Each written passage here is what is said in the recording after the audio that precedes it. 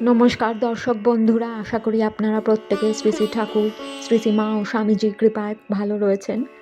আজকে আমরা শুনব ঠাকুরের এমন একটি বাণী যা আমাদের জীবনকে বদলে দেবে, তাকে আরও সুন্দর করে তুলবে এবং নিয়ে যাবে ঈশ্বরের কাছাকাছি। আমরা সকলেই তো সংসারে রয়েছি, আমরা কেউই সাধু সন্ন্যাসী বা সন্ন্যাসিনী নই এবং বনে জঙ্গলেও নেই। আমরা গৃহে বন্ধু বান্ধব আত্মীয় স্বজনের সাথে বাস করছি। এমতো অবস্থায় আমরা প্রায়শই নানা রকম হতাশা, অশান্তি, দুশ্চিন্তায় ভুগে থাকি এবং কিভাবে আমরা ঠিকভাবে সংসারে থাকবো সে কথা বুঝতে পারি না এবং বিভিন্ন ব্যথা যন্ত্রণায় ঠক্কর খেতে খেতে অসহিষ্ণু হয়ে উঠি এবং হতাশার অন্ধকারে যেন আরও ক্রমে নিমজ্জিত হয়ে যাই।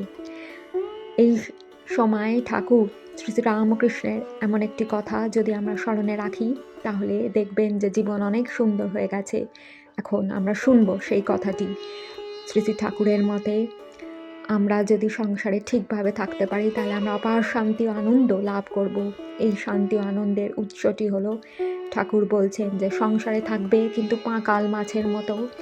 অর্থাৎ ঠাকুর তো গ্রাম দেশের মানুষ ছিলেন, তিনি এমন একটি মাছের উদাহরণ দিলেন যে সংসারের কাদায় থাকবে কিন্তু সেই কাদা যেন আমাদের গায়ে না লাগে। ঠিক যেমন পদ্ম ফুলের মতো, পদ্ম ফুলের জন্ম হয় পাঁকে, কিন্তু সে ক্রমে এমনভাবে বিকশিত হয় সেই পাঁক কাদা তাকে স্পর্শ করতে পারে না।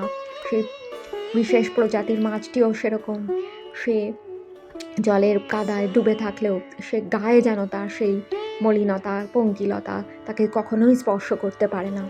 কিভাবে আমরা সেরকম হয়ে উঠব, এখন আমাদের মনে এই প্রশ্ন ওঠে।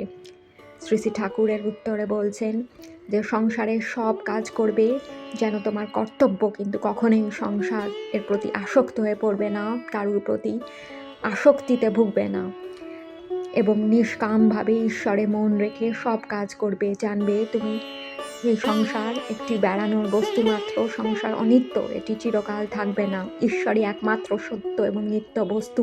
ঈশ্বরকেই একমাত্র ভালোবেসে সংসারে সমস্ত কর্তব্য পালন করে যাবে।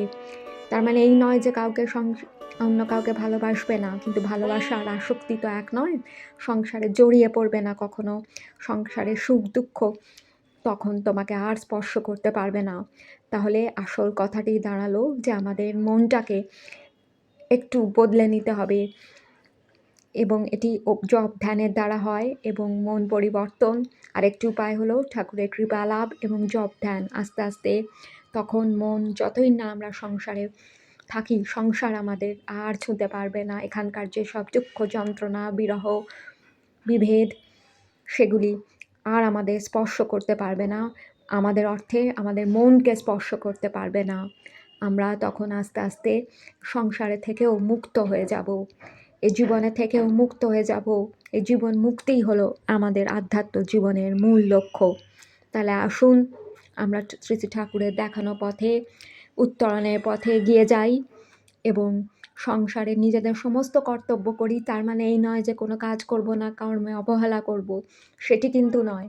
সংসারে থাকবো কিন্তু সংসারে জড়িয়ে পড়ব না। সর্বদা মনে রাখবো যে সংসার অনিত্য। কোনো দুঃখে খুব দুঃখী হয়ে পড়ব না, কোনো রকম সুখে বিহ্বল হয়ে পড়ব না। এরকম আরও ভিডিও পেতে অবশ্যই আমাদের সাথে থাকুন। নমস্কার।